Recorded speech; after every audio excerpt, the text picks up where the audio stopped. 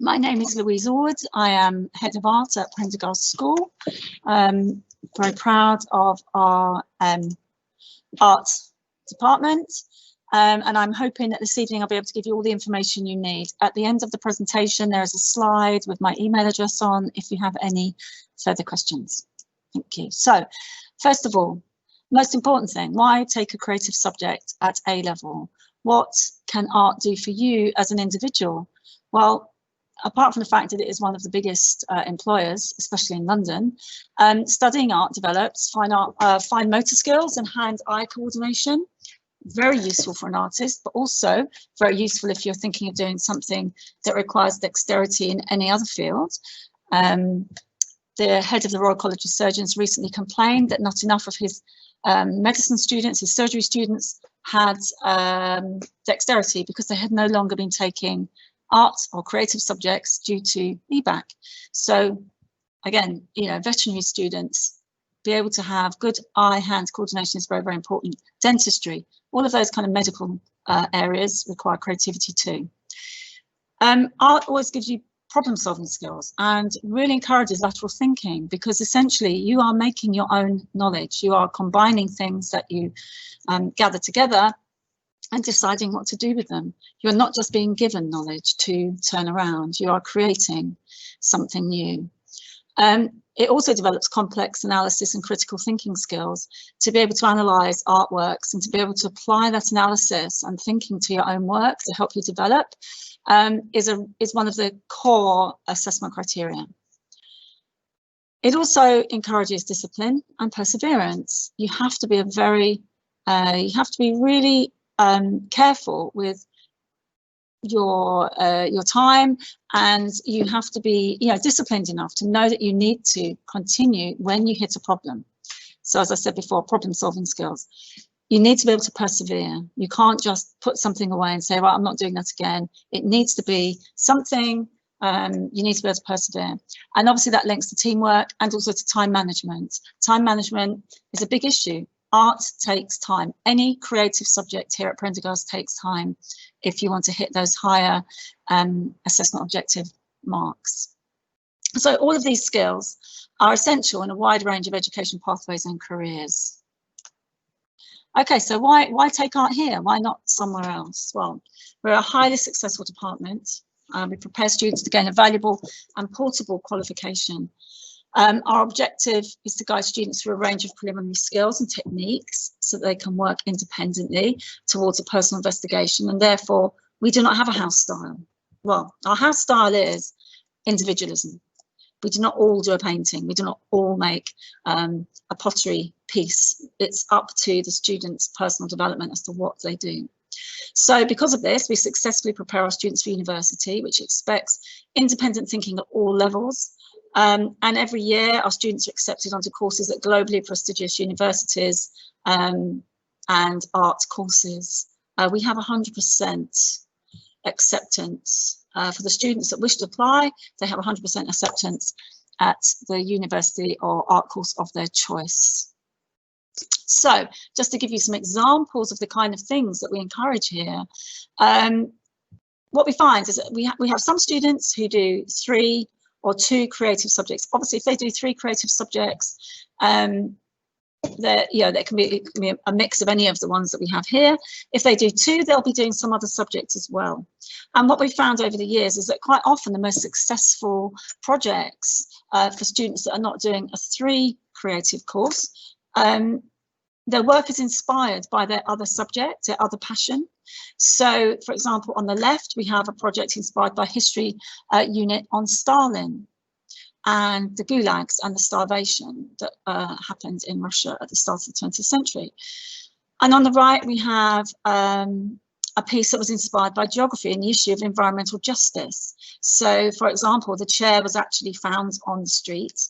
The orangey yellow pieces across the chair link to the diggers that are used to pick up the rubbish at the dumps.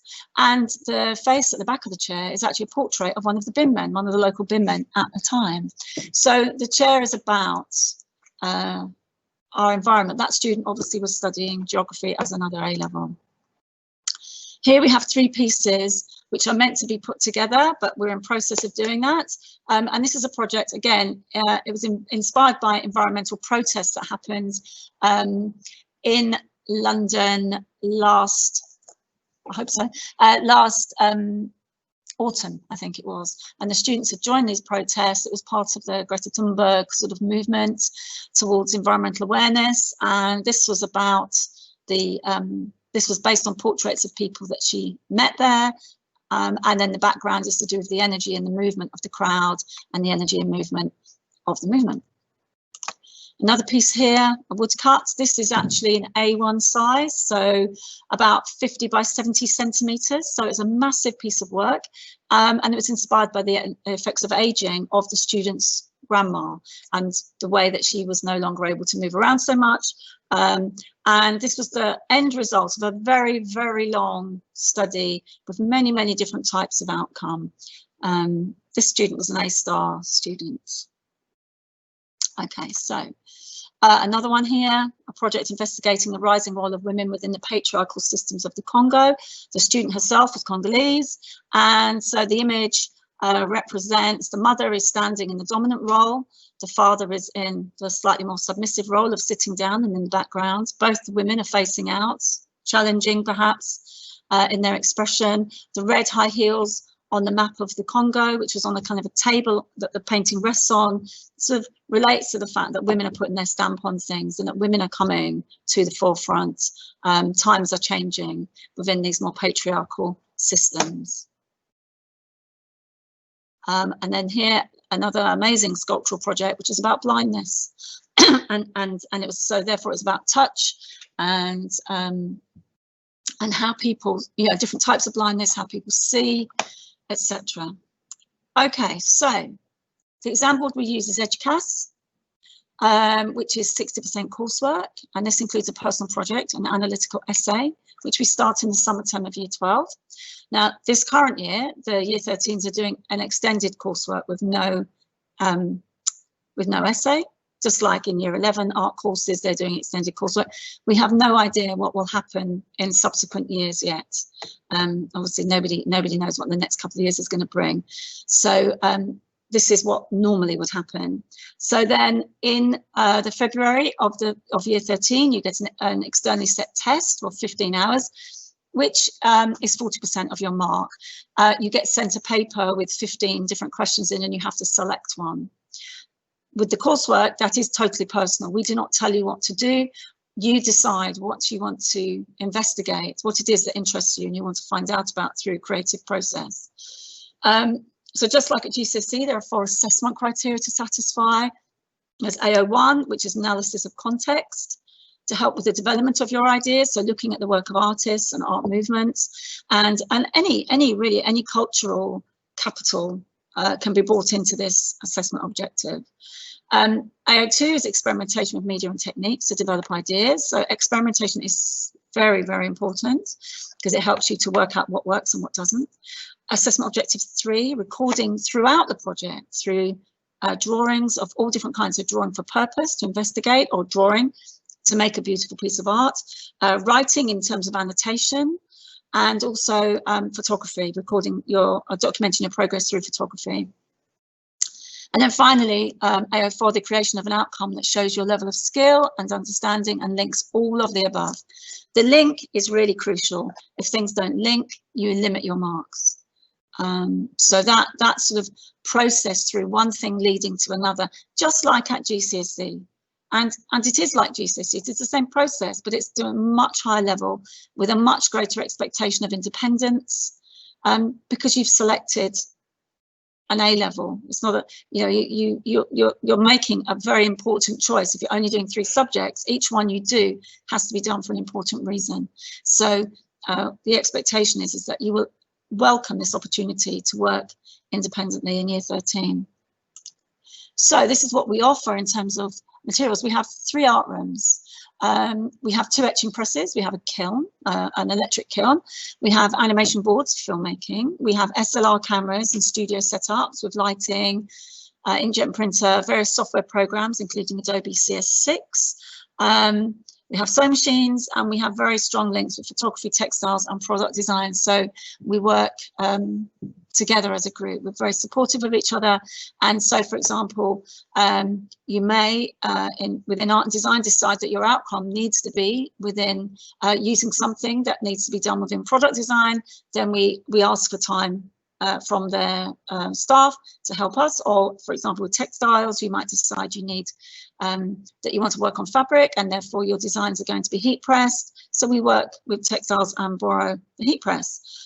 So it's very, very flexible, because we want you to succeed, and we want your ideas to come to fruition, because they are your ideas. You are the driver of your project, and we will do everything we can to enable success. So to get into Prendergast Art Department, you need to have a GCSE grade 6 or above in art, and a grade 5 or above in English. Now, if you have not done art, then you need to make sure, so if you're all applicants for A-level art whose GCSE is in a subject other than art and design, i.e. media studies, graphics, technology, so technology, product design, technology, textiles, or photography, we would need to see a digital portfolio of your work, including observational drawing. And you could email that to us with the email that's at the end. And this is because what we find is that sometimes students who come from other schools do not, and who have done other non kinds of art, craft and design courses, they sometimes struggle with drawing and things, and we want to make sure that you have a certain level of skill that we can help you build on. We don't want you to struggle. We want you to be happy and enjoy your time in the art department. So a digital portfolio is really essential for us to make sure that you are making the right choice. If you've applied for art and we think actually you might be better doing, say, for example, technology, textiles, then we would suggest that to you. Okay. Okay, so the program of study. In the first term, there'll be a series of workshops around drawing, printing, painting, and 3D design to help you develop and consolidate your skills. Once you have gained an understanding and experience of a selected range of disciplines, you'll be expected to work independently on a project of your own choice, guided by your teaching preparation for starting the coursework unit in the summer term. Throughout the course, you'll be expected to produce sketchbooks, notebooks, and collect other Key Stage 5 relevant information to support your investigations. We need regular gallery visits. Obviously, at the minute, it's quite difficult to just freestyle into a gallery, but they are essential to broaden your contextual understanding and to support and inform your research. Looking at art on the internet doesn't give you the full picture. Currently, you can book at any of the London galleries to go, but you can't just range freely. They have special routes that you have to follow. But any of the free London galleries, you can just book and take yourself to see. So teaching is mainly through group workshops in the first term, developing into one-to-one tutorials and group assessments known as crits thereafter. Okay, so we have a lot of links. We have links with the University of the Arts in London, UAL, various colleges, so like Camberwell, Wimbledon, Central St Martin's, Chelsea, lots of places like that. We have very strong links with Ravensbourne College, which is more of a design college. We have connections with the Wallace Collection in London, the Dulwich Picture Gallery, and the London Institute. These associations regularly notify us of masterclasses, careers information, and portfolio advice days. Now, my recommendation to any student considering any creative course would be that you do as many outside of school classes and courses as you can. Lots of these places offer free opportunities, and the more things you do, the more confident you are, and the more you have to choose from for your portfolio. So after sixth form, a high percentage of our students apply for arts-based undergraduate courses. We assist you with your application, and we have, as I've said before, lots of students go to UAL, we go to London College of Communication, Ravensbourne, and Kingston is also very popular at the minute.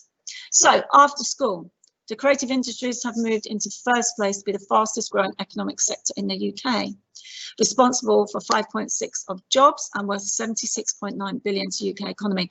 As far as I'm aware, the arts industry is only second to the arms industry for generating income and work. And particularly as we're in London, this is the place where it happens. So arts in school are a crucial ingredient in the making of the UK's creative life, one of the nation's unique selling points. But artists, musicians, writers and actors are not born skilled. They need to be developed and encouraged, and that is our job in partnership with parents. So if you have any questions, obviously because we've taken up basically the 15 minutes of me talking, if you have questions, please email me at the email address that's on the screen. I'll be happy to answer any questions of any type relating to this. Thank you very much for listening, and I hope I see some of you in September. Thank you. Bye-bye.